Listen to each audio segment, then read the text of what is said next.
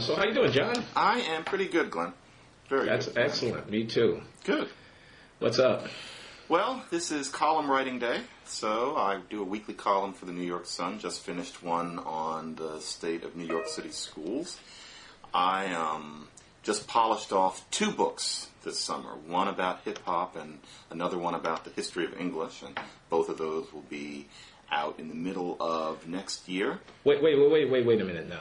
A book about hip-hop and a book about the history of England? Yep. Those to history of the English language. And because, of course, I'm still a practicing linguist, and then there's... Oh, history of English. I misunderstood. I thought you were branching even further afield. I'll work on that later. I was starting to get tired already. But yeah, those are what I'm up to. And every day there's something different, and that's the way I like it. So writing a column for the Sun, how does that work? You just sort of reading the newspapers and whatever comes to mind, or do you have like a beat that you cover, or what? Well, I've been doing it about 1.5 years, and I guess over time it's gotten to the point that there are a few beats. And so I try to do school. It's about race about half the time not. Sometimes I'll do something about language. Sometimes I'll do something about the state of the culture or the state of political debate. I try to be as wide-ranging as I can, but obviously one of my main billets there is about race issues and the race issues that I've tried to cover over the past 7 years. Does the Sun have any ideological coloration? Yeah. As far as a lot of it, it doesn't apply to the sorts of things that I write about. But yeah, the Sun is a right-leaning, but I consider reasonable newspaper with a very pro-Israel tilt in particular. Does that make you a Zionist? Just asking. No, I have never written about Israel, and the truth of the matter... You know what's good for you, you never will. Well, it's interesting. The truth of the matter is, and I'll say this openly, and I have said this to many people, including my Jewish wife, I think if we could roll the tape back, I would rather that Israel not be where it is. But given where it is now, I do consider the Israelis to have behaved better than their opponents. It's a nasty situation. You mean you would rather that the project of finding a home for the Jewish people not have resulted in the establishment of Israel in Palestine? Yeah, I think that the experiment has failed in a lot of ways, and I don't know whether people could have seen that at the time. But ideally, that homeland would not have been reestablished, and we wouldn't have the problems that we have now. Now, I'm not saying that... Well, yeah. Now, I'm not saying that there was some colonialist, oppressive effort or anything like that. I just think that ideally there would not be Israel where it is now. But now that it's there, I must say that I am much more of a fan of the Israelis than the Palestinians.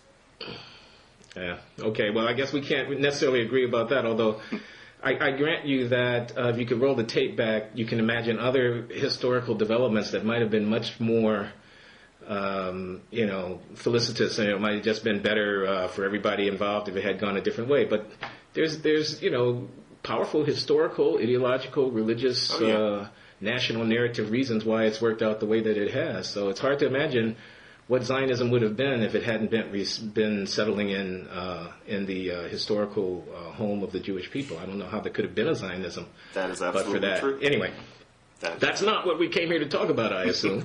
Not necessarily.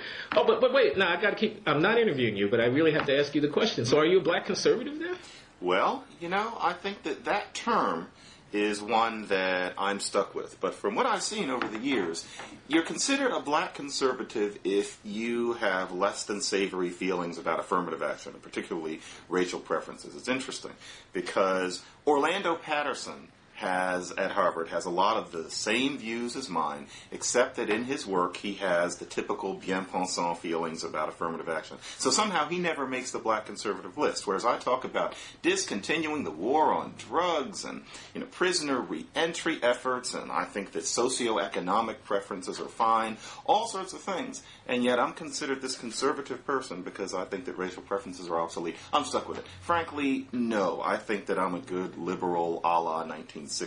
But to tell you the truth, if I'm going to keep being tarred with this black conservative label, it means that I'm considered somewhat media-worthy. I'm called on to be the con on panels. So you're going to make it work for you. But not work for me. It means that I can get my thoroughly liberal and I think sensible views out there. And so not only can I not fight this label that I'm given, but in a way it allows me to have my liberal say.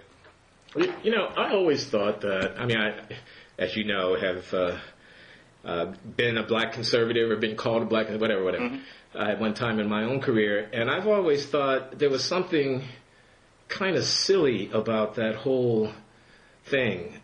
Silly in the sense that what real conservatism is about ordering basic institutions of the state in a particular way. Mm-hmm. Real conservatism is hostile to the New Deal. Mm-hmm. Real conservatism celebrates laissez-faire, not merely as a policy prescription, but as a kind of philosophy of government. That's right. Real conservatism is blood and guts, kind of nationalist, militarist, et cetera, et cetera. And we could go on. Mm-hmm. And what has that got to do with what Shelby Steele or John McWhorter or anybody else might say about, I don't know what, affirmative action or very little. What the sources of the ghetto? It's not, in other words, if they say black conservative, when you take a iconoclastic line on a race question, it belittles what the real political debate is about, which is not about whether you support affirmative action, but it's about the size of the welfare state, the progressivity of the tax system, et cetera, et cetera. Now, of course, you could be a black thinker who does feel that the New Deal was a bad idea and that there shouldn't have been any Great Society programs.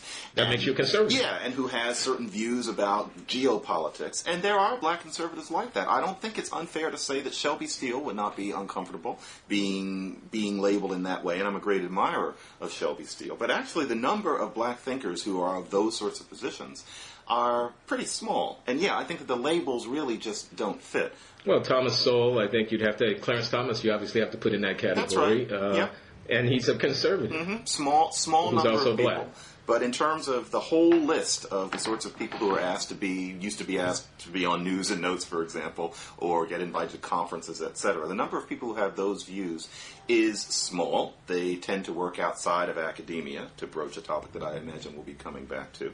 And in the meantime, I think that most of us are basically working towards the same sorts of things, and we have a certain basic faith in the role that government can play to some extent, and consider the New Deal to have been a good thing, and the Great Society to have at least been a good idea. I think that it was a good idea. A lot of it didn't work. And so, yeah, I think that the liberal conservative aspect of things is based on a kind of cartoonization of things, a kind of cowboys and Indians impulse that most of us have. And as far as I'm personally concerned, I just try to do my work, and we'll see how things come out in the future. Well, there's this idea out there that I'm not sure is entirely crazy, which is that, of course, everyone's autonomous and should think for themselves, and it's a free country, and people's ideas should be heard and debated on the merits, and because a person is black or white or whatever, should not impact materially how you assess the validity of their arguments, etc. But there's this notion out there about loyalty, about group fealty in some sense, about sort of sticking together, whatever. Do you think that's also poppycock? I mean, do we have, as African American or black or Negro intellectuals, commentators, columnists, do we have any special responsibilities? I mean, is there anything that you wouldn't say, even if you thought it was true, because you thought it might do harm to, quote, your people, close quote, this kind of thing? That's interesting. Yeah, I think that we do have a certain kind of loyalty, but I think that general conceptions of how that loyalty should express itself are rather narrow. Like, for example, as a linguist, I know that black English and its grammar is a legitimate grammar. It is not bad grammar. That's something that's easier to understand if you're a linguist than if you happen not to be. Therefore, I am very careful about saying anything about black speech that is critical in my work, because I don't like the idea of reinforcing a notion, which people hold on all sides of the political spectrum, that there's something wrong with the way many black people talk. And in general, I do think that there's a certain loyalty, but unfortunately, what I work against, and what I think you have felt yourself to be working against maybe more in the past than now, is an idea that racism exists, that it's a conclusive obstacle to the black poor and the black working class achieving, and that therefore our job is to call for the elimination of racism rather than teaching people how to do their best despite the racism. And I think that's where the sticking point is. For a lot of people, if you're a black commentator or a writer, in a way, you're supposed to be mentioning racism and kind of grabbing white people's collars every 15 seconds. You're not doing your job. You're not holding the man's feet to the fire. You're not doing your job, and that's where I think the rub is. Well, yeah, I see what you're saying, and you're right. I certainly know what you're talking about. I mean, I've experienced this very same reaction. But and the way I think about it is that it's a battle over the narrative. Mm-hmm. It's a battle over how we're going to tell the story. Mm-hmm. right? History doesn't speak for itself. It has to be somehow spun out.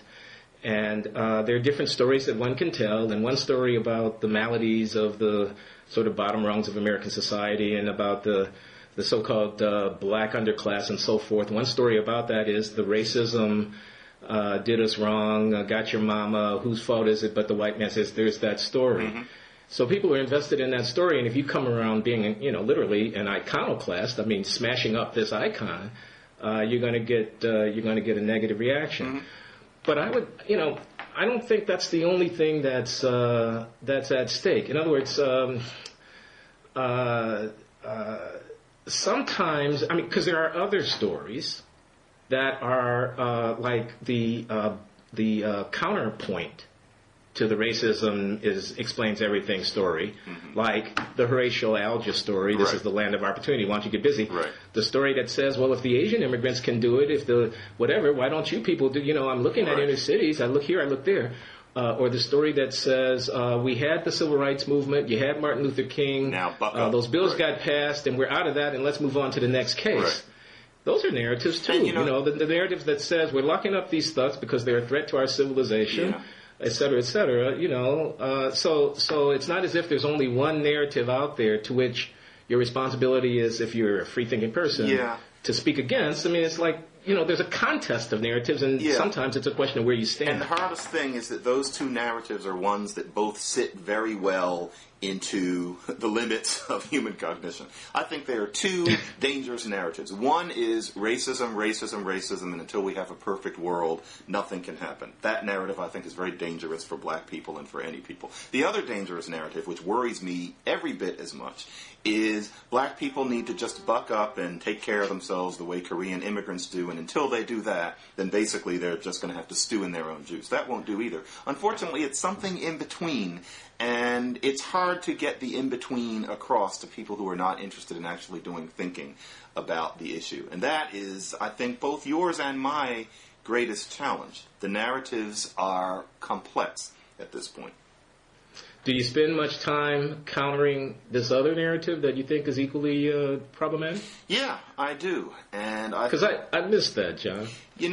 I don't know if you would say that if you had some reason, and of course nobody ever will, but if you had some reason to read every column I've written for The Sun since last July.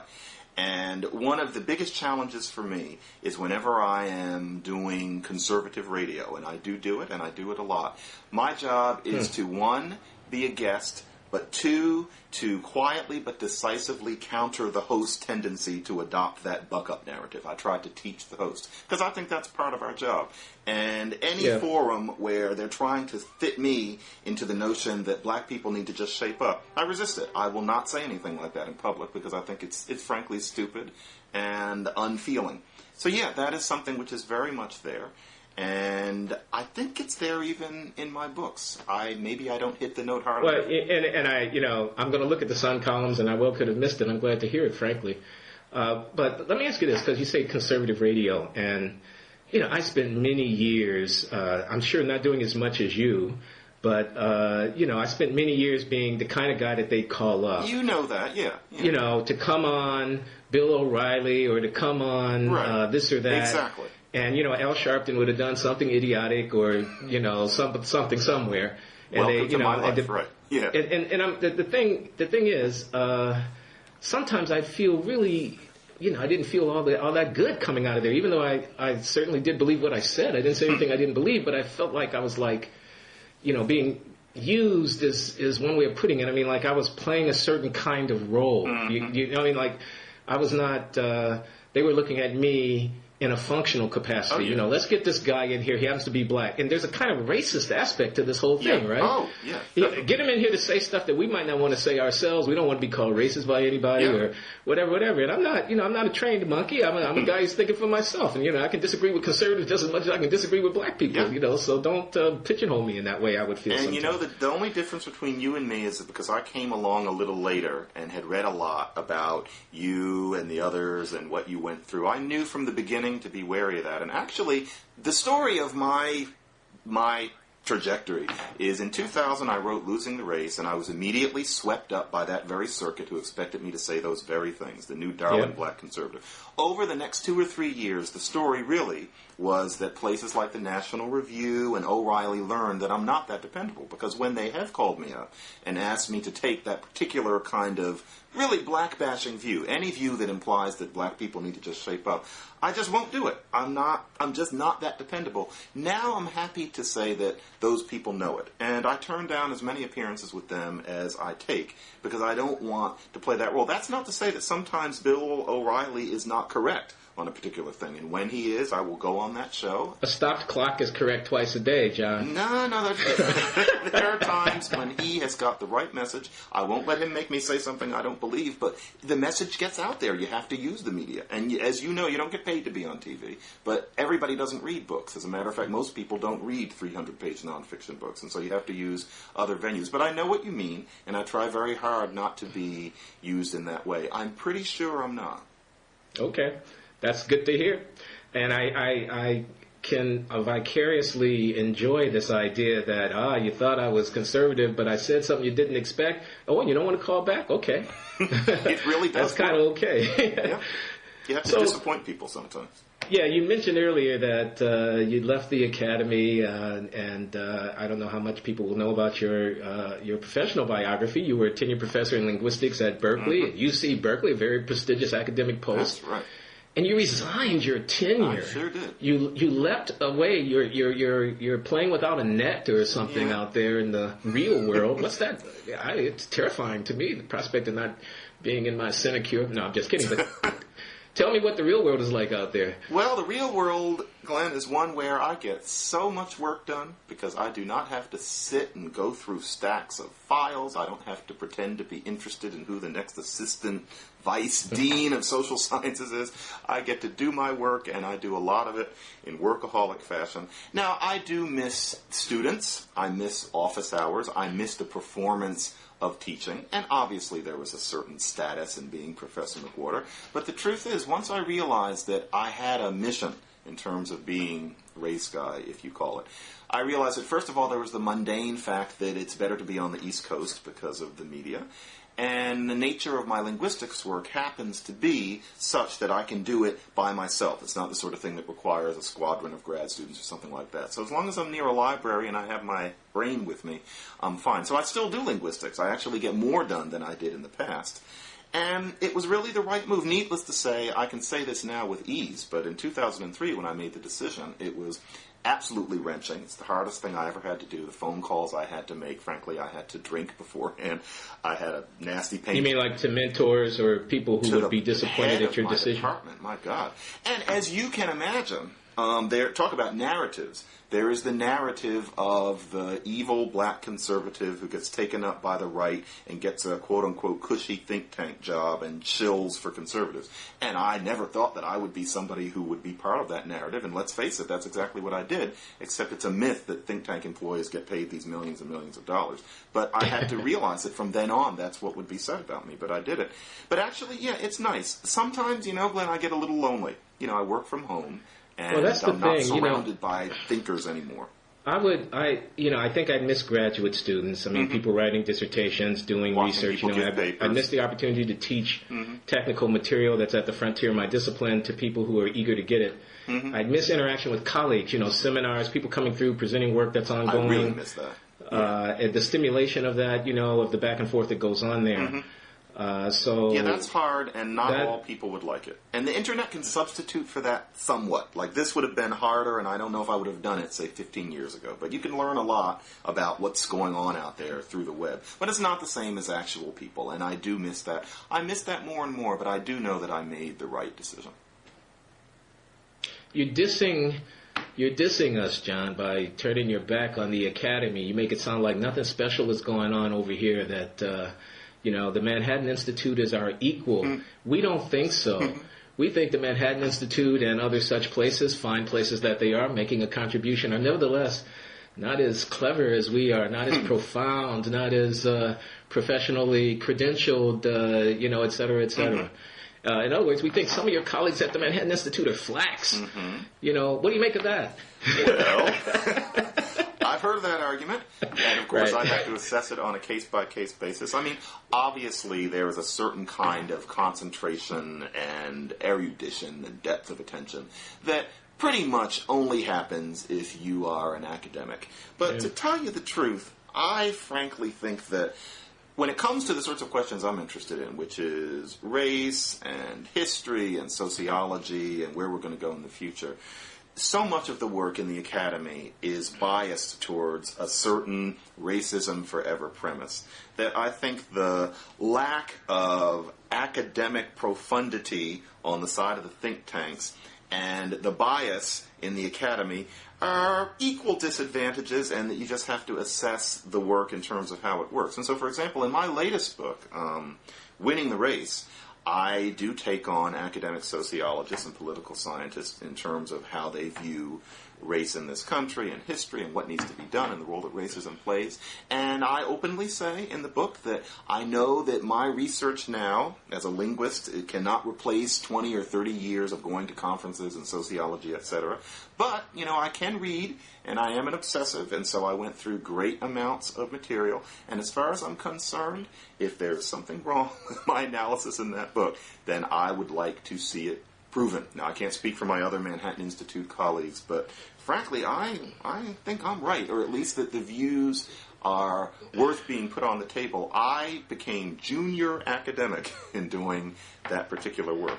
Let me make a couple of observations. I don't share your high opinion of Winning the Race, as I think you know. That's okay. I don't want to spend all our time debating fine points about that, but, we can, whatever. We'll see where it goes. But the thing I was going to say was a person wouldn't be saying this if they were an earth scientist who had a different view about global warming than most of the people on the corridor of their geology department.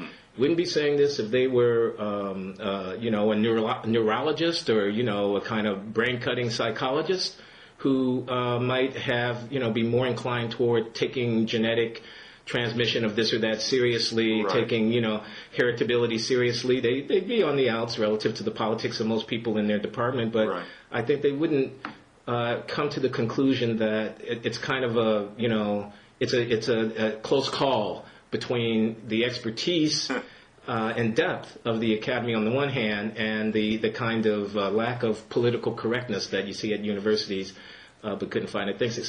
So you say you're still doing linguistics, but I'm wondering if all you were doing were linguistics. You know what I'm saying? If you were sort of a dedicated scientist in a kind of, very focused way, and that's all you were doing, and you weren't doing this public intellectual thing, if you could reach the same conclusion.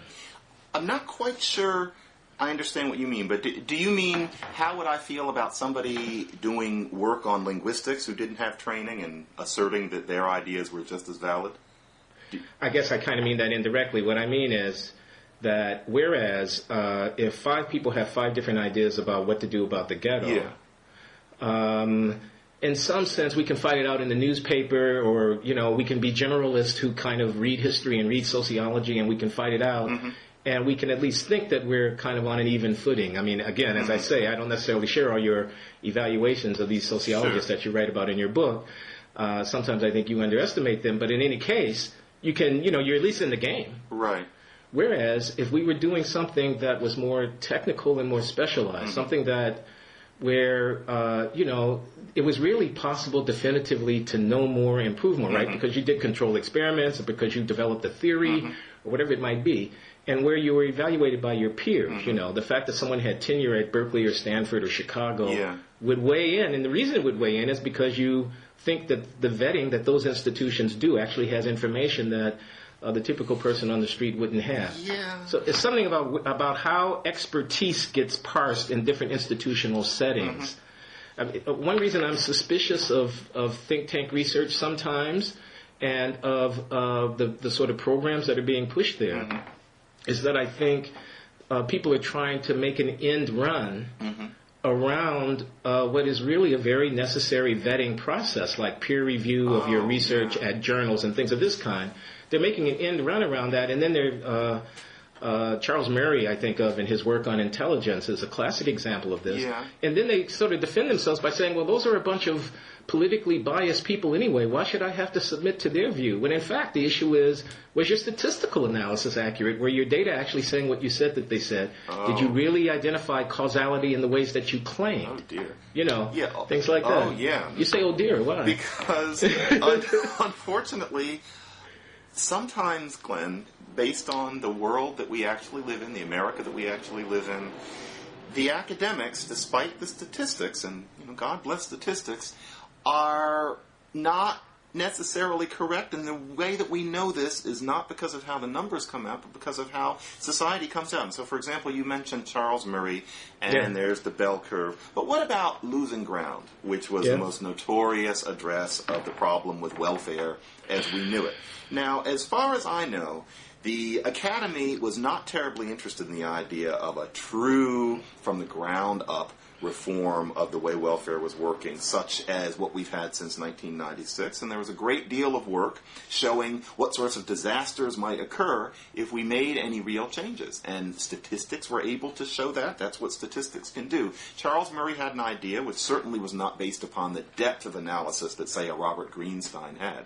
But the media and the government picked up his ideas, and one thing we know now is that since 1996, black child poverty is down. More poor black women are working. It's not perfect, but I don't think that we can say that what happened in 1996 was wrong. I think it's agreed. No, I think you're right. I think, and I believe, frankly, John, that is the view of at least the centrist research community in economics and sociology and policy studies about welfare reform. Not perfect, but looks like it, on the whole, has been a change for the better. Right. But let me say a couple of things about Murray. I mean, Losing Ground was a very important book. I tell my students that the most influential social scientist insofar as public policy is concerned, social policy, in the last That's true, quarter of the 20th century is Charles Murray, and he never held a chair at any of these fancy universities.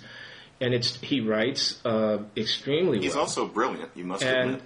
And he's a very effective polemicist. But I think much of what was in Losing Ground, I want to say a couple of things. Much of what was in Losing Ground was wrong from a scientific point of view, in my opinion. That's true. I want to say also that welfare reform was also fueled intellectually by people like David Ellwood, who was my colleague at Harvard when I was there. His book, Poor Support, was very influential, I know, on Bill Clinton's thinking about welfare reform. And Ellwood then went on, along with Mary Jo Bain, his colleague, to serve in the Clinton administration.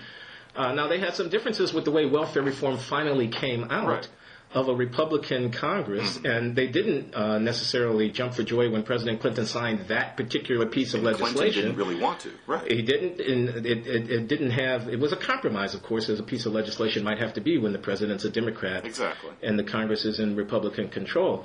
But also people like Lawrence Mead, whom you may know. I don't know. I know him well, yes. You know Larry Mead? Yeah, and he's a political scientist, was based in the Academy, who at NYU wrote these important books from a relatively conservative point of view, although I always thought of Larry not as a conservative, as a realist in terms of his analysis. But that's just it, Glenn. Larry is often reviled. You know, he's considered to be politically incorrect. Now, I get that, and I want to cede that point. There is a problem in the Academy of demanding fealty to certain political positions to the detriment of the independence and the sort of free-ranging kind of argument that you need. I think there are also many countervailing influences, not only in the think tanks, in the Academy itself. I mean, I'm here at Brown, and it's a hotbed of political correctness and so forth. It fulfills all the stereotypes that might be in people's minds out there about what a liberal Ivy League institution would be. On the other hand, I've got staunchly conservative students and colleagues who are, at the frontiers of their profession and who are respected. And, I don't think that my students are being poorly served by coming here to study in that they're going to be indoctrinated with some party line. Well, not if they don't want to be, not if they simply lift their heads up from the ground and look around, because the resources are here to counterbalance that. But Glenn, there's so much involved where what we're really talking about is what students may not be taught. And so, for example, let's say that welfare reform has been a good thing, if a far from perfect thing, for the women that we're talking about. Now it's about the men. Now, as far as I can see, one of the most important aspects of helping the men is prisoner reentry programs. That has to become a new gospel among us. And I also feel that we really need to do something about the war on drugs, because that has a lot to do with the high incarceration rates. Now, the last time I checked, what students are being taught in universities about race is still the same old business about the factories moving away, William Julius Wilson. We read Savage Inequalities by Jonathan Kozol with the myth that the reason that schools in minority communities don't do well is because they're not given enough money. It's that same sort of litany, and I don't think that a student would be hearing about, nor do I think that a grad student is encouraged to study, say, prisoner reentry efforts. Which ones work, which ones don't, and how we're going to work on this. Is there really a dominant strain? Well, dominant, I don't know. I mean, what I can tell you is that I teach an undergraduate class on crime and punishment here. Mm-hmm. I'm very interested in prisons. I gave the Tanner Lectures in Human Values at Stanford earlier this year on this subject. I write books too, and I'm going to be writing about this. So I teach my kids a lot. I mean, we spend a lot of time talking about prison reentry issues. I bring people into the classroom who work in, nonprofits around here in Providence and in other places. Mm-hmm. I bring in former prisoners to talk to these people. I bring in prison guard union and prison administration officials to talk to them about what's actually going on. And I'll tell you this, and you'd be, I think, heartened to a certain degree. I had a former inmate who's now out and working for one of these nonprofits come into my class and talk about, he had written a book called The New Jack's Guide to Life Inside Prison. Okay, so he's an old head who's been in for 8 years or whatever when he wrote this book. Recent and this book or an older book? I think it's probably the last 5 years. I don't think he's been out that long. Right. It's on my website as one of the readings for my punishment course if a person wanted to look at them. But what I'm saying is, one of the first things he said to the students, he says, you're going to hear all about root causes arguments in classes like this. And he says, I think they have their place. But I'll tell you one thing. When I'm talking to somebody who is not yet in prison or who just got out, I never talk to them about root causes. I never talk to them about, large-scale social forces or whatever. What I talk to them about is, are you going to the GED class tomorrow morning? Because that's the only thing that matters. Yep, and that idea for that guy is he going to get up and go to the class? That perspective is out there on the vine. I think so more and more. And Bill, I'm saying it's at Brown. That's the point I want to make, is that the kids who are coming to the liberal bastion of Ivy League political correctness are getting that in their classroom. In your particular classroom, and because you are brilliant, you have sense enough to do that. John, I mean it. But the fact is, how do you think what that prisoner said would go over at a sociology conference? Everybody would hem and haw and sputter and say that there's something to it. They patronize him probably. They pat him on the head and metaphorically, and they'd say, thanks for coming, but no one would take him seriously. Yeah, and I think that is very much a reality about the very small realm of academia, except for a few people who know how to think for themselves.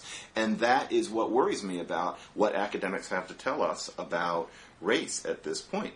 But let me go back, because, I think your line is maybe a little, with due respect, too ideological on this issue of the jobs moved out and so forth. Yes, there is a line, a very simplistic line, and your undergraduate at your typical place who's read a couple of Bill Wilson's books or whatever can spout it easily, and it goes as you said. On the other hand, let me simply observe that the economic transformation of manufacturing that begins with factories moving out of the center cities and into the metropolitan area, out of the Northeast and Midwest and to the south of the United States, and then ultimately offshore. This is a massive thing that's happening in our time. I mean, it's a huge transformation, and it has far-reaching implications, not just in this country and not just for poverty, but all over the world. I don't see the evidence. And to say, if I'm looking at post-1950 urban America, to find a place within my account of the transformation of post-1950 urban America, the troubles of the cities, the so-called black underclass and all of that, to find a place within my account for these big forces of huge economic transformation seems not only appropriate or desirable, it seems absolutely necessary. An account that left that out, to my mind, would be a woefully incomplete story. No, it's quite complete. Glenn, I honestly see no place for that in the narrative at all. Not because I have some problem with the basic idea of it, but because it doesn't seem to explain anything. And it's not just me, but there are academic studies which show again and again that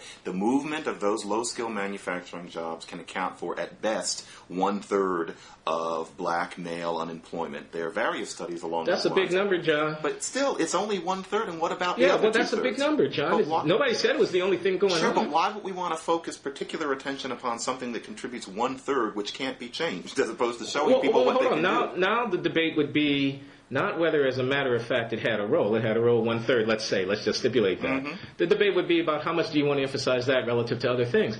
That's a fair question. And hold on, let me just finish the thought. The thought is that question turns in part on what do we think that we could actually do to make things better, right? Yes. I don't want to emphasize something I can do nothing about. And if you want to argue, well, these economic transformations are just something that is a fact of nature in the world that we live in, you can't change it, let's focus attention elsewhere, that's an argument I'm prepared to listen to. Yeah, and therefore my argument, which I have made quite a bit over the past year and a half, is we have to teach people we have to point people to the equivalence of those jobs nowadays that do not require a college degree, where maybe with some vocational school, which you can get an easy loan for, you can do. Just like the guy who used to work at the Ford plant, now you can be a cable repairman, now you can be a building inspector, and many of those jobs will provide for a thoroughly middle-class existence as long as you stay in them.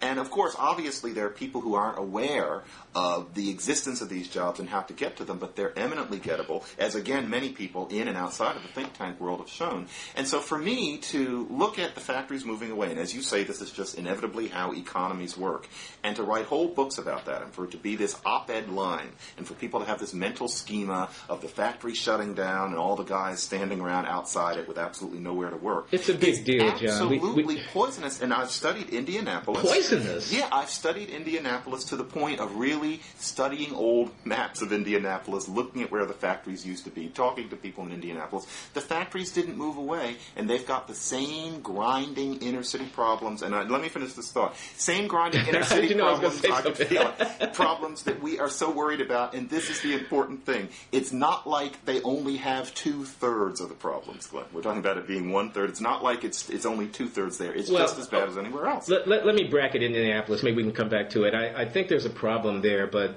we can probably disagree about that. What I want to say is that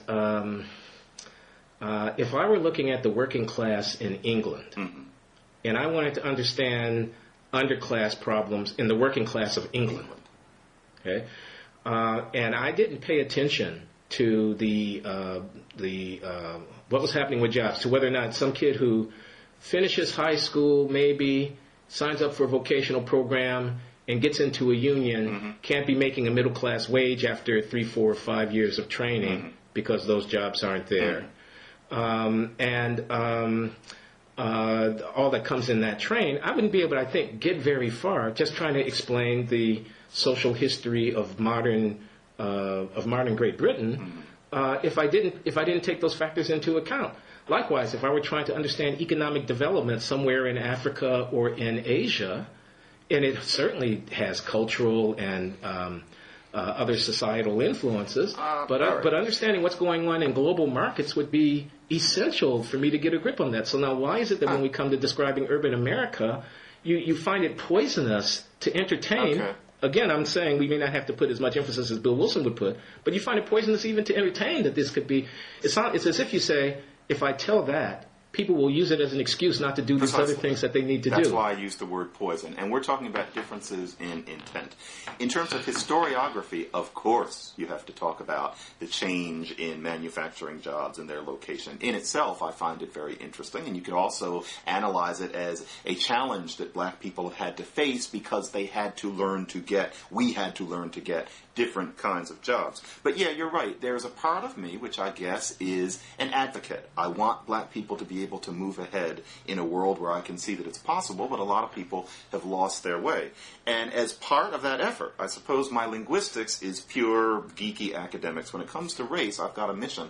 I don't want people thinking about the factories as an obstacle, because I don't think that they are. And it's a mental schema that fits so well into the mind. So yeah, it's dangerous because for a lot of people, it's not the factories went away, economies changed, now they're different jobs. It's my father worked in a factory, now there's no factory job, and so I'm going to go out on the street and sell drugs because that's the best society offers me. And that's a schema that we know is very powerful in society. There's a lot of that in gangster rap, and it does worry me. I do think of that particular message as a kind of poison. Maybe that makes me unacademic on the question, but I do try to study it.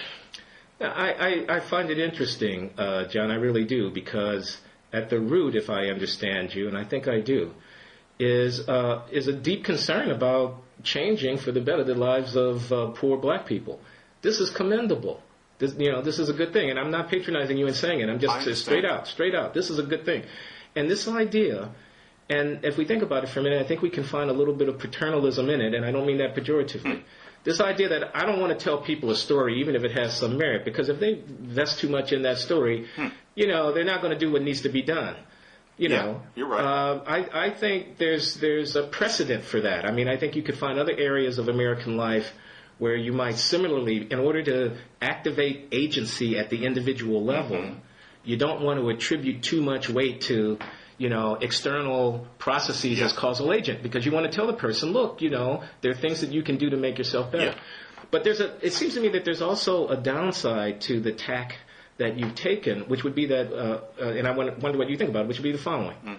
Now we have the inner city, or we have blacks or whatever. We have minorities, and they're disadvantaged. There's an underclass or whatever. People are exercised about it. But we also have the vast majority of poor people who are not black. The vast majority of people who are at the economic margins, in and out of unemployment, on welfare rolls, are not black.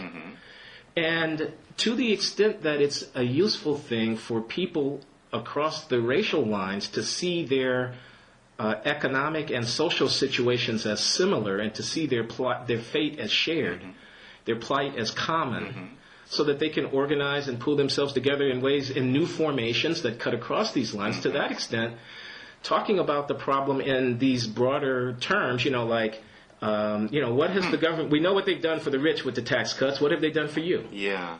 This kind of talk is kind of undercut, when we put it into a kind of racial and cultural thing. And this may seem odd to you coming from me. No. People think of me as always being, a guy who wants to talk about black this and black that. Yeah. But I think that the deepest problems that we have in the country that we can solve together through our political action are problems that cut across racial lines.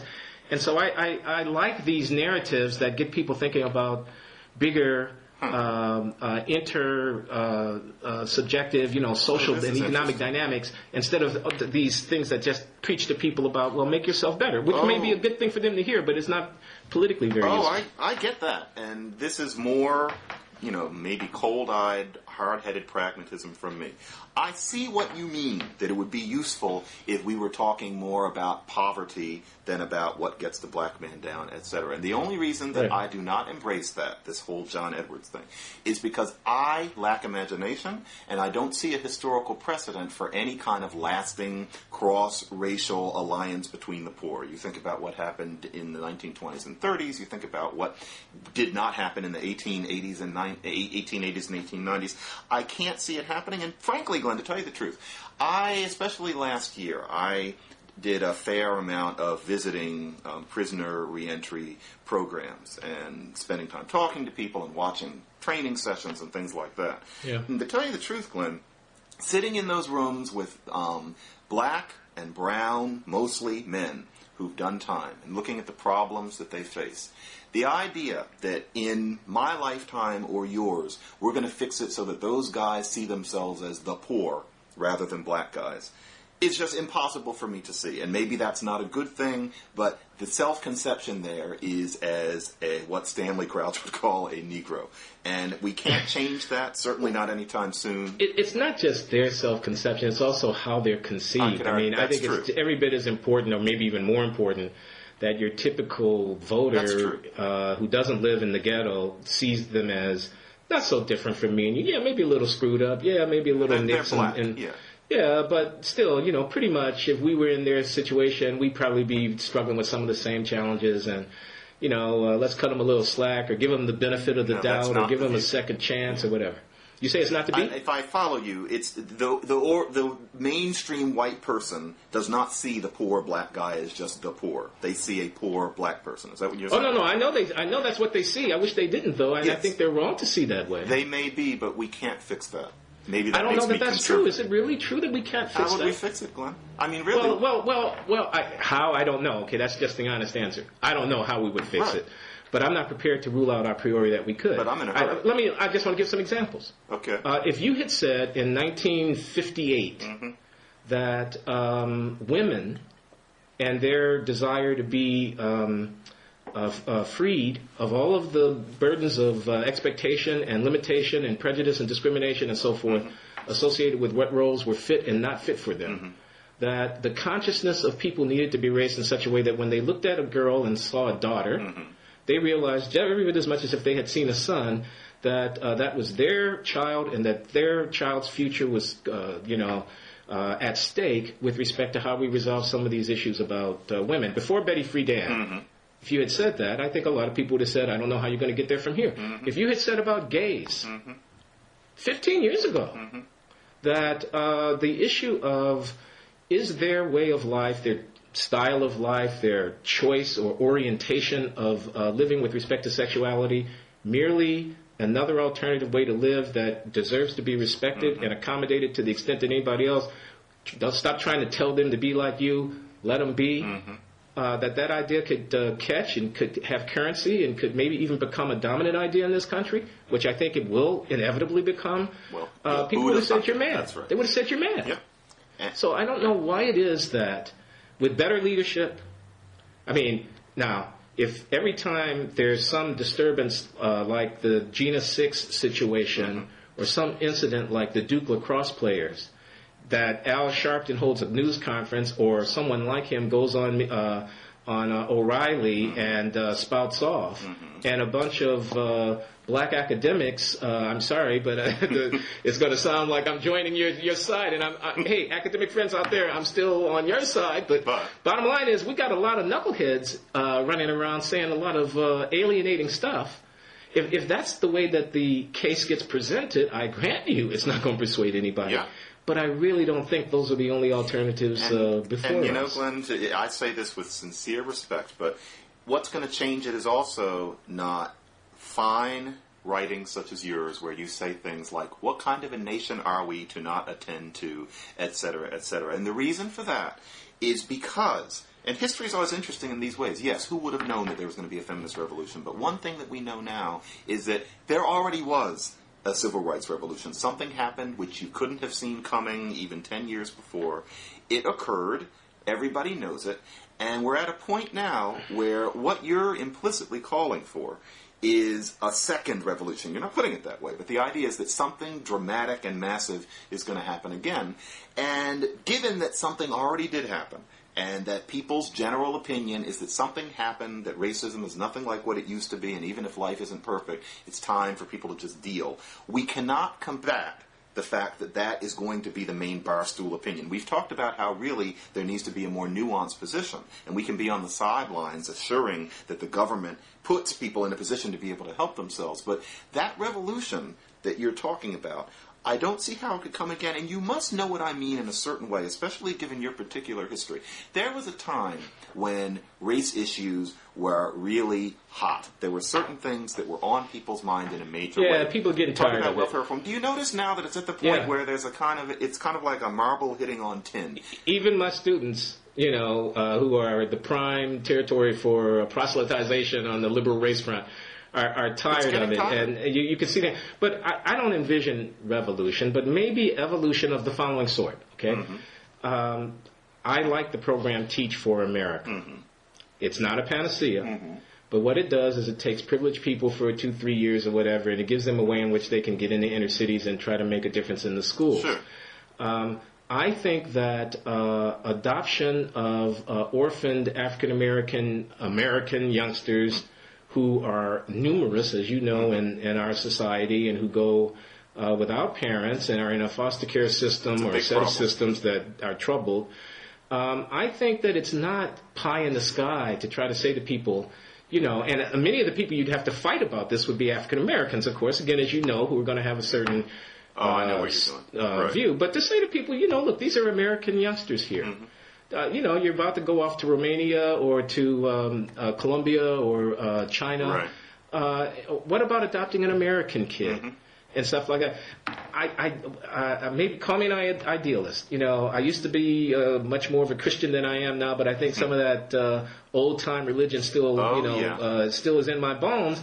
I like this idea of envisioning, a different kind of American community where the lines of race can be blurred. And while you may be right to say, preaching to white people, come on, America, it's over. The way that I don't want to preach to black people, come on, black people, because I want to say, there are many material, structural, economic, and historical forces, and you can't preach them away. Preaching to white people, come on, see blacks differently, is not likely to get me very far. I'm not sure that, over time, in an evolutionary sort of way, we couldn't envision a growing different sensibility about this, and the acts of people like those who go into inner city schools or who adopt different raced orphans could contribute to that. That is an idea that I had never given a whole lot of thought to, but obviously it's important. And in terms of evolution, maybe our role is just a matter of nudging things in directions that they could already be seen to be going.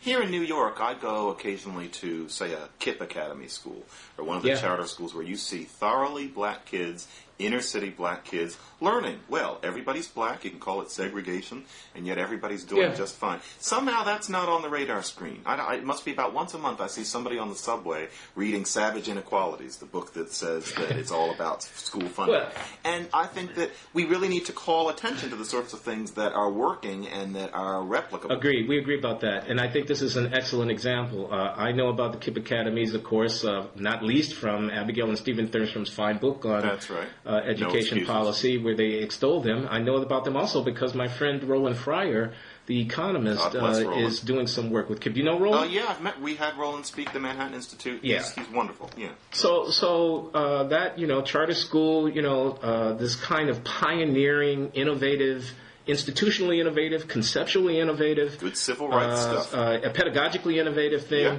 This is a good thing. Yeah. More and more. But I want to say something, and that is that there really are some issues of equity in educational finance. Some. And Jonathan Kozol's vituperations, he's excessive. He's a polemicist. He's over the top on occasion, maybe more than on occasion. It's more than on occasion. But I would hope, being the serious man that you are, that you wouldn't exclude the possibility that alternative ways of financing we're the only country in financing education could deliver more equity and fairness to disadvantaged American young. We're the only country in the world, John, who finances our schools from local taxes and not from the central fund. Yeah. And it creates a situation where if one community is troubled with families without many resources, without much of a tax base, whatever, they simply can't deliver the same quality of education to their kids. Sure, and this puts us in the exact same position as with the factories. Obviously, that's true. But it is so easy for people to take the sort of fist in the air, us against them perspective of listening to what you just said and thinking of the money as larger than the other issues, such as quality of teachers, quality of teaching, schools of education. And the schema in my mind is something like Kansas City, 1985, the usual inner city school disaster that you can imagine. They poured untold huge amounts of money into the system. One of the 9 schools even had a planetarium. I think 3 of the schools had fencing lessons. I mean, it was almost a cartoon of what you would do. Not a thing happened because it was the system itself that was broken and black kids still weren't learning. Now, instead of that, the mental schema that a lot of people have when they hear what you just said, which is true, is the black kids in the school with the peeling paint and the water fountain doesn't work and they're 2 on a textbook, which is often exaggerated, but that schema. And the idea being that if just that school would get money, that would take care of it. And the problem with that view is that even if that school did get money, all evidence, and Kansas City is just one case, is that nothing would happen and that there are different issues. And so my view of the schools is, you don't want to discount the money issues, but for many people, just bring it up, and that's all they really want to think about, and people will be people. Well, 2 points, and one is that money does make a difference, but money plus bad governance is not going to make a difference. Bad administration, bad leadership, bad vision is not going to make a difference. Yeah. So muscular reform that goes against what this or that teachers union or whatever might want is almost certainly got to be a part of the picture. But I wouldn't leave money out. And the other point is that, I wouldn't spend the money on fancy doodads. I would spend the money on personnel. Mm-hmm. I mean, why aren't our most talented and experienced educators the ones who are tasked with educating our hardest cases in terms of students? Logical. It's exactly the opposite. Yeah, it would seem the quality of teachers that you're able to get into inner city schools, and I don't mean to disparage, because of course, as probably shouldn't need to be said, but I want to say anyway, there are many fine people. But the quality of teaching is abysmal relative to what it is that you would expect and demand in a suburban, not necessarily rich, school district. Yeah. And don't we have an obligation, this is what I would argue, and I don't know if anybody's listening, but it feels right to me, to try to reallocate our resources so that the neediest students get their needs attended to by the most talented people. That means, of course, we'd have to compensate them. Yeah. Not everybody is going to want to go into an inner city, but nobody's going to want to take a pay cut to go in there relative to a leafy suburb where their lives might be much easier and more rewarding. One part of things, but then it's also part of things that it's being shown now in several states at this point, 3 to my knowledge, that when you have a voucher program that actually starts taking kids out of a public school system, the public school system starts getting better, because to the extent that money is not the issue and that it's a matter of what you're calling governance and what I would often call the culture of the school system, it's not that people don't know, it's that it's hard for an organization to move. It's kind of like the Titanic couldn't turn away from the iceberg. And so once there is an actual threat of the discontinuation of the structure that supported people, then often a difference is made such that I feel that calling for vouchers is not a right-wing position that I'm being told to support, but something that actually makes sense. Well, a lot of people agree with you about that. A lot of people who are black, and a lot of people who are not Republicans agree with you about that. And I happen to be one of them who says that competition for public education is a good thing. Mm-hmm. But the Titanic was difficult to turn, and it also didn't have enough lifeboats for everybody. Mm-hmm. And I think the bailing out of public schools, while it may at the margin put enough heat under the fire, enough heat under the seats of these complacent educators to get them looking around and trying to deliver a better product, most poor kids are going to be educated in public schools as far as the eye can see, just based on the fact that there are not enough lifeboats. That is definitely true, and therefore the whole charter school explanation, the whole charter school solution can only do so well. Talk about pragmatism. I cannot see how most poor black kids would be taught in charter schools. And that means that we have to look at both solutions at the same time. What to do about the public schools, and having the charter schools there, I think, almost usefully not only for teaching kids well, but as that standing threat to stimulate people to do better in the public schools. Yeah. It's tough, though. It really is tough. Yeah, it is.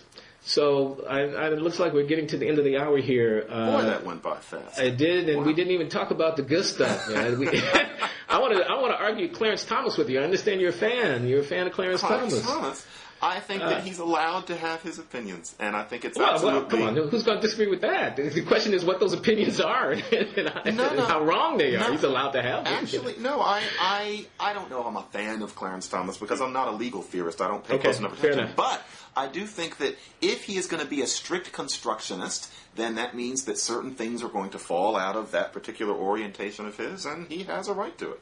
So he's got a biography now out, an autobiography, and there's a biography of him. And when we have more time, maybe we can, get into those books a little bit. What do you think? We must. We definitely must. Excellent. So, all right. Wow, what fun. Mm-hmm. This is fun. Wow. Yeah, big fun. Bloggingheads.tv. Yeah. Okay, John, good talking to you. We'll talk again soon. Good talking to you, Glenn. Take care. Bye.